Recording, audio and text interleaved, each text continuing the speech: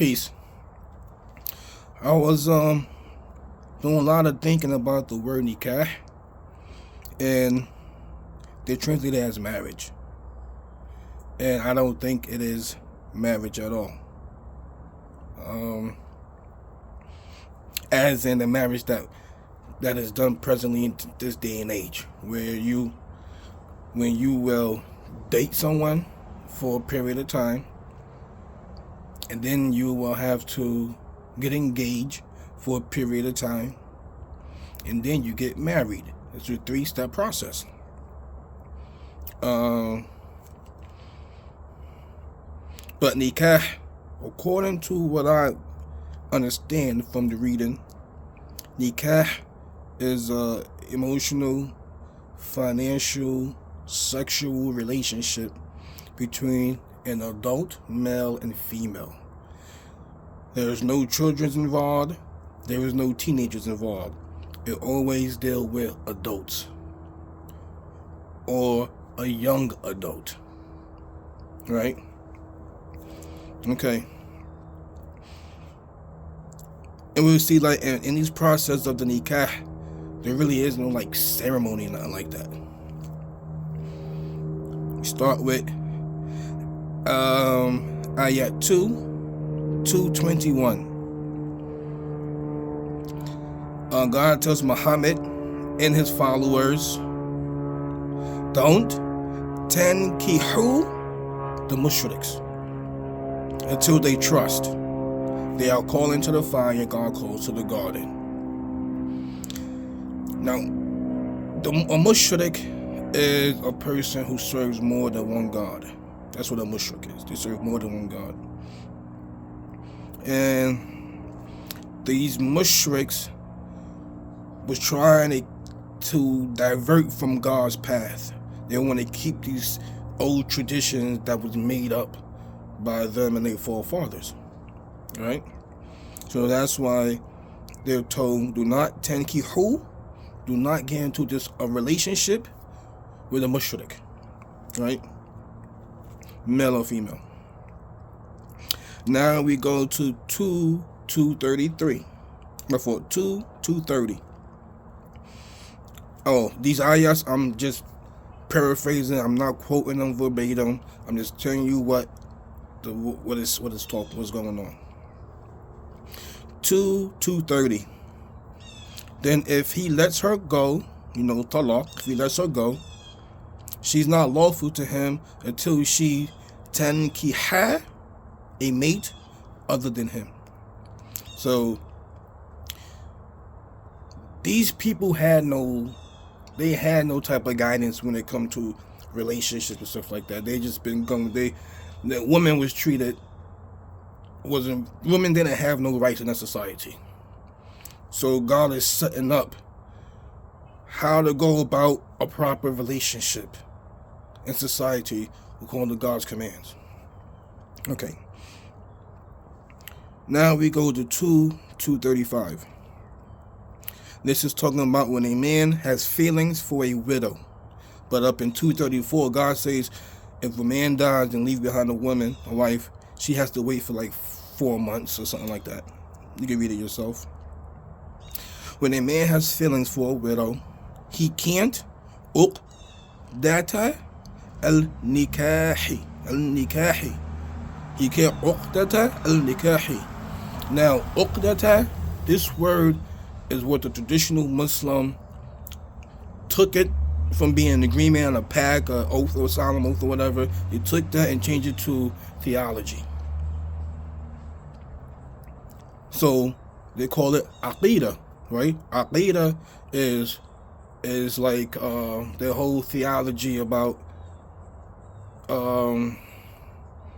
like you can't speak about this person. You have to believe this about God. You can't, stuff like whatever, It gets to a lot of other stuff.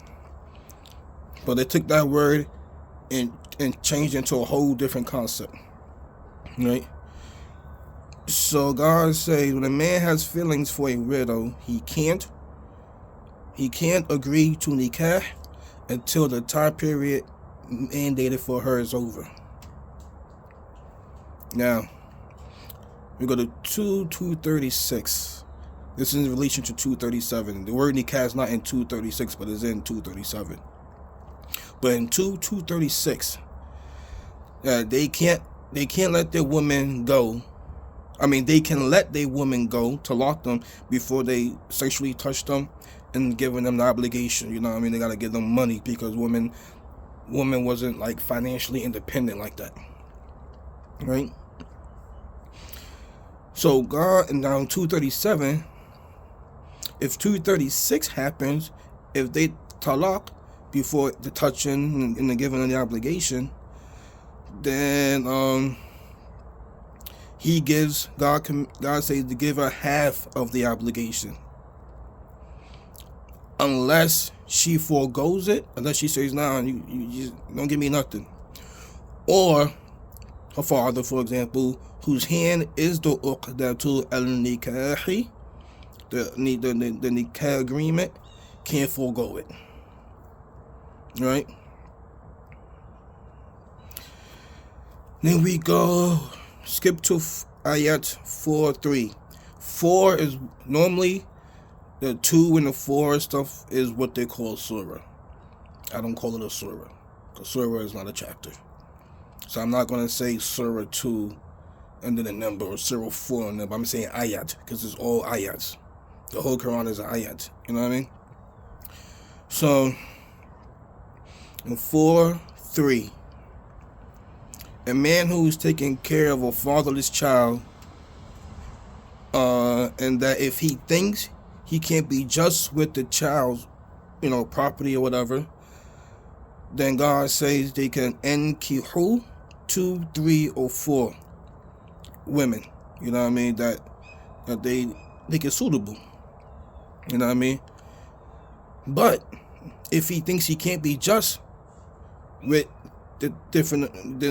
any of those amounts of women, then only one. Only one. So this, what they call polygamy, is only for the taking care of fatherless children. You know what I mean? Taking fatherless children, or some say to marry the mother of a fatherless child. That's what they say. Some say that, but it just deals with taking care of the orphans. Period. That's what it's for. It's not for you can just go and just be with 2 and 3 and 4 wives. No, it's for a particular situation that has to take place, and these situations do not take place for you to having 2, 3, and 4 wives. Then God says only one, right? Or what is protected by your oath. You know what I mean? Here we go. Now, in 4:6, God says, test the fatherless, the orphan, test the fatherless when they reach al-nikahi. Give them their stuff, right? When they reach al-nikahi, nikah is only for adults. So this means that when they reach the age of becoming an adult, and nikahu, test them to see if they're ready for the world, if they're ready for this stuff, right? Where we at now? And 4:20, marriage is relationship is not something that's like, oh, to death do us part, and sickness and health, none of that stuff. 4:20, the word nikah is not in here, but I'm using it to make a point. 4:20, if you want to replace a mate with another mate, don't take anything back from them. Because God's saying, if you given the obligation, whatever you given your woman, if you wanted to lock her and be with a different woman, go ahead. Don't take nothing back. Whatever you given, don't take it back. All right? So God's saying, if you want to replace a spouse, a mate, with another mate, if you want to replace a mate with another mate. Okay. 22. That they can't tankihu the woman that their father nikah, that their father has been in a relationship with. They was doing that back. They was doing that in Muhammad's society. They would be getting a relationship with their the woman that their father had been with. Then after that it goes into tell you that who you can't have a relations with, like ancestry and stuff like that, your mother or stuff of that nature. And then let me see where I'm at now. Okay, and ayat 425, the man who can't afford to yankiha, if he can't afford to yankiha a chaste female, a chaste meaning a woman who's not like a cheater, who's not like who just goes out and just has sex with just random people, you know what I mean? Because nikah is a committed relationship. That's what it is. Okay. It's 425. The man who can't afford to yankiha a chaste female who trusts, then from those committed by their oaths. O malakat aymanikum, those who are committed by their oaths. Or a young female who trusts. Right? A young female who trusts. So, ankihu them with the permission of those dedicated to them. So you could be chaste. Right? So, if they can't afford a chaste woman who is of those who trust, a woman, then they gotta go to those committed by the oaths. Those committed by the oaths of the young females who trust. You know what I mean? Because you got young adults, and you got older adults like middle age and stuff like that, 30s, 20s, 30s. You know what I mean? Just like that. Let's see. 4:127.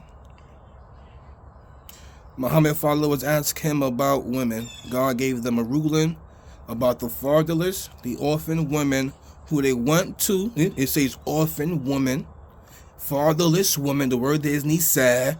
Ain't the word worth, it ain't a little girl or anything like that. It's women. Muhammad followers asked him about women. God gave them a ruling about the fatherless women who they want to tankihu, being in a relationship with, and they don't give them the obligation. They wasn't giving these women these orphan women, these adult orphan women, they was not giving them. They was trying to be stingy with the money. Okay.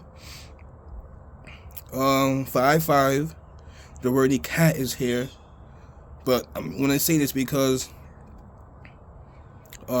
those who was given the book before, the mandate before, which was the Christian and Jews, we know that Christianity pretty much preaches it's a mushrik.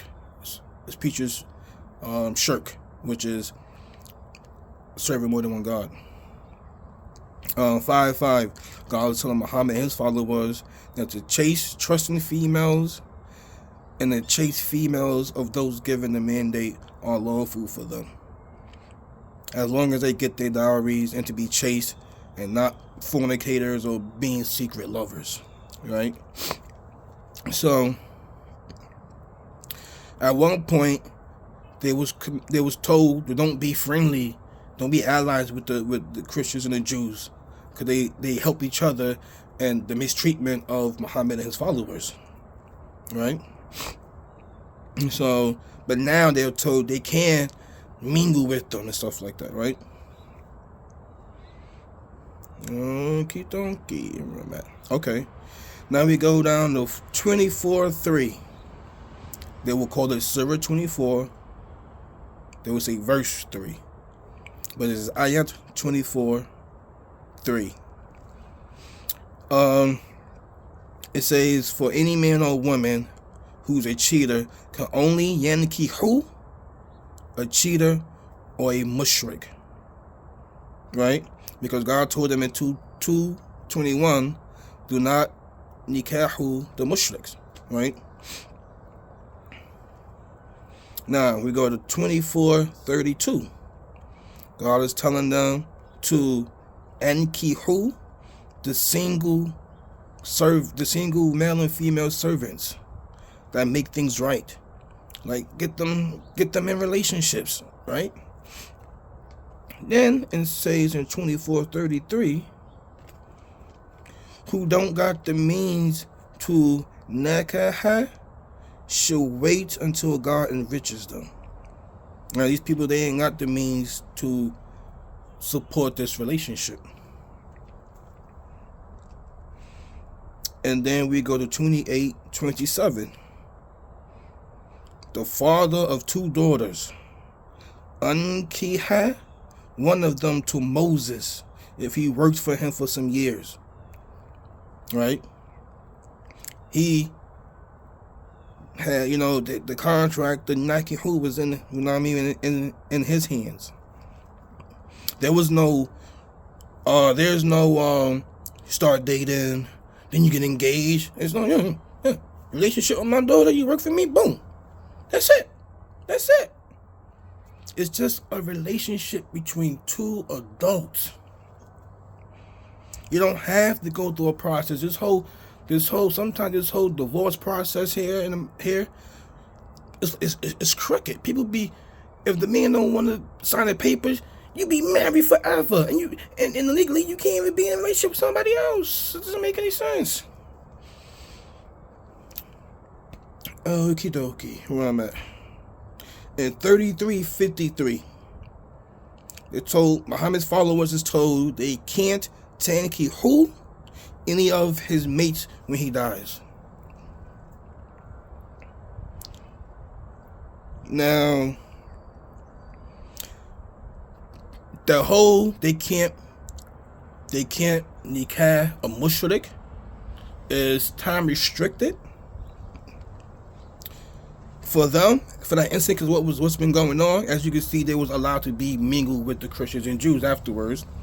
But here in 66:10, Lot and Noah's wife betrayed them. In 66:11, Pharaoh's wife asked God to build her a place in the garden and deliver her from Pharaoh. Peace.